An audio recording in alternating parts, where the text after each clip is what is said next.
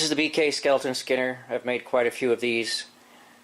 Probably more than 200 of them.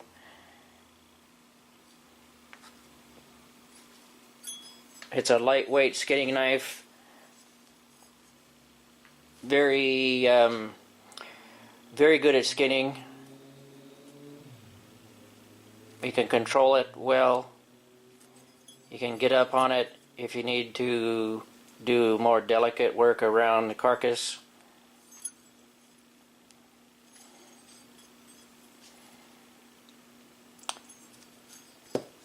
I've had these have shipped around a lot around the U.S. I've sent some overseas as well, and it's interesting because of all the different regions and places they've gone. The feedback has come back the same, that it works very good as a skinning knife. Several of the people have mentioned that they are cutting through the hide less because probably I think it's because of the shape of the knife with it's just all belly. So it's not quite so pointy. One person reported that he was able to skin the largest buck he's ever skinned faster than his dad and brother could skin a smaller buck that they got together. So they were skinning it together, and he was using this. He skinned it the biggest buck he ever skinned, the fastest he ever skinned it, and it was actually even faster than two people skinning another deer that was a little bit smaller. So he was impressed with it, and that was his feedback on it. They will be a D2 tool steel. That's what they'll be made out of. 3/16 of an inch thick. It's got a very fine edge. Let me find one that's got an edge on it. So this one actually has an edge on it.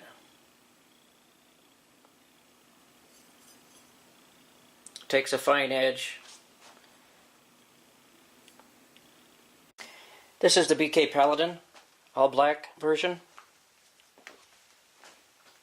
This is my first Kickstarter project. When I went on Kickstarter, when I launched it on Kickstarter, all I had was a concept drawing. I hadn't actually made any at that time. And I appreciate all those that took a risk on it and backed me with it. It was a successful Kickstarter, and it has been receiving great reviews from those that backed it and others that buy it off my website. It is a bushcraft knife. It's my latest batch of blanks. You can see how I get them cut. This is laser cut, extremely narrow curve, very clean detail.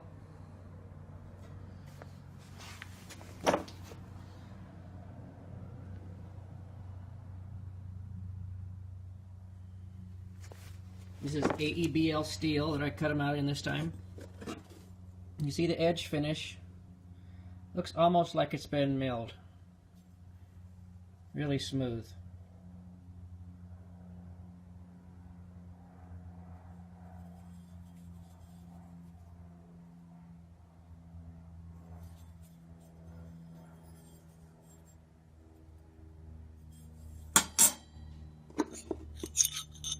These are the little skinner or little neck knives.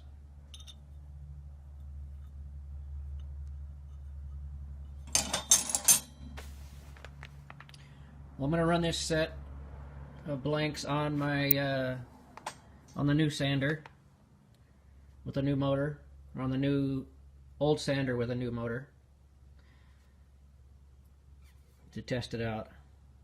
So stay tuned. Take care. Thanks for watching. So I did a bunch of flat grinds today. The contact wheel that I use isn't balanced for the speeds that I want to run at. I want to run the belt at 7,000 surface feet per minute at the top speed, and this little motor does that. The contact wheel starts to vibrate about 5,200 surface feet per minute, to the point that it's just not effective. So I need to buy a better contact wheel. So today I wanted to go ahead and run this motor up, because I've done quite a few hollow grinds at 3/4 power, but I wanted to go ahead and take it up and get full power and see how that worked on it. See if anything, see if the motor would hold up and stuff. The motor held up amazing. So I put on the flat platen, set it up for, I tried some different bevels, just experimenting a little bit for different degrees. Grinding at 7,000 surface feet per minute, it just comes off like butter. I mean, it's amazing how fast it grinds. Hollow grinding was really fast. I mean, I've ground fast before with my other machine, but I'd forgotten how fast it grinds. You can see that I started out here, I started out at 84.5 degrees, and, you know, at 84.4, 84.3, 84.2, and then these two down here ended up being at 83.3. I took a jump down, working on getting the line where I want it at the same time that I get the thickness where I want it on the flat grind. 83.3 is going to be the number. There's one marked up 83.3. So 83.3 is going to be the number that gives me the edge thickness that I want for preheat treatment when I get to the target that I want on the side there. So all of these numbers are higher, so I can just put them back in with the guide set up for 80, or with the platen set up for 83.3, and I'll regrind these so that they match these here.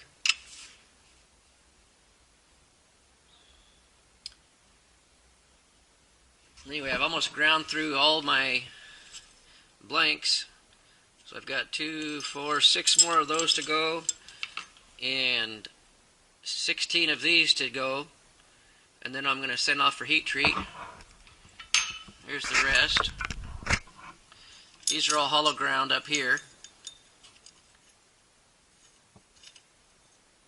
See, it does a real nice job. This thing's fast, clean. And then these are all flat ground. And I'm going to go ahead and grind the rest of those 6 flat grinds as well. So I'll have about 17, 18 of them hollow ground and about 16 of them flat ground. Is that right? 2, 4, 6, 7, 13 of them flat ground.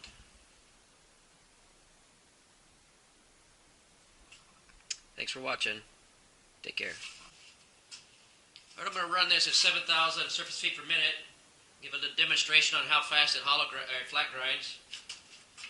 Go ahead and spin this back.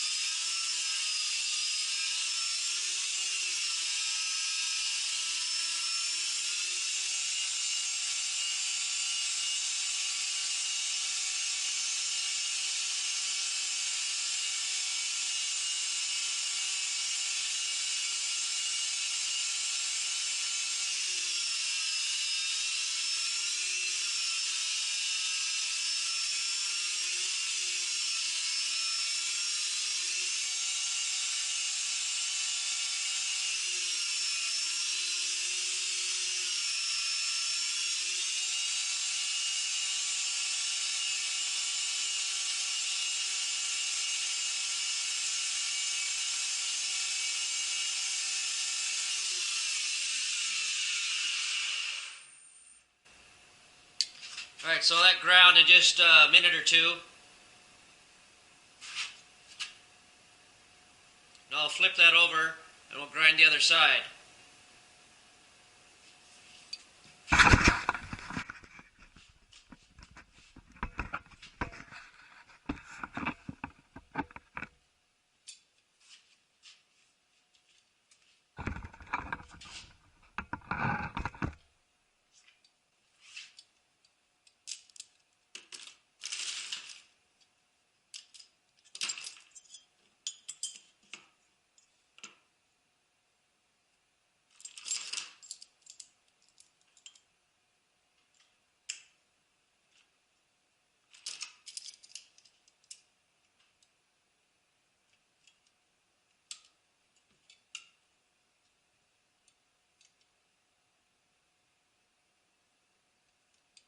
Grind this side.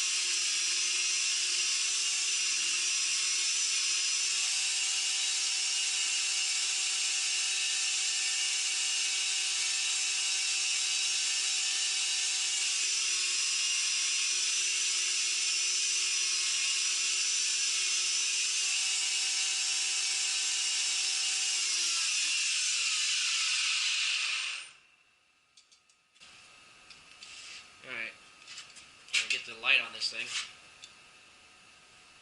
Now what I'm going to do is leave the guide in exactly that position. I'm going to flip the blank back over to its original to the first side that I ground, and then match grind the other side to this one. That way they're perfectly matched. Because I won't have moved the guide between the time that I finish this one and when I finish the other one.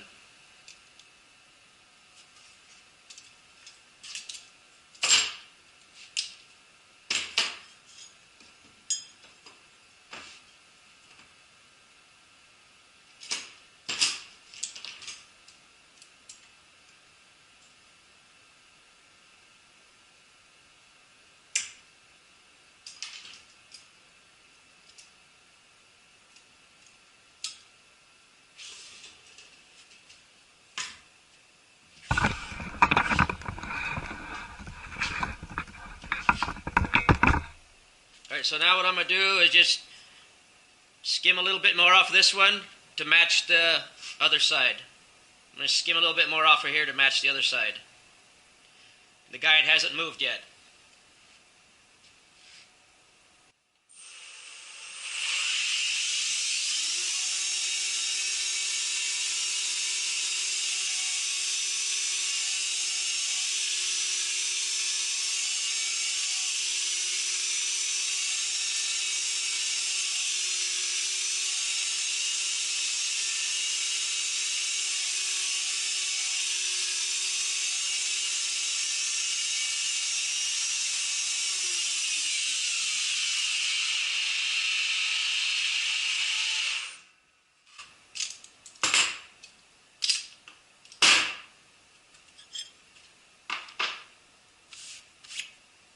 Alright, so now the sides match. And you got the edge thickness that I want for preheat treatment. Now when these come back from, now the sides match. Got the edge thickness that I want for preheat treatment. When these come back, I'll take down a few thousandths more with a finer grit. This is an 80 grit on there right now.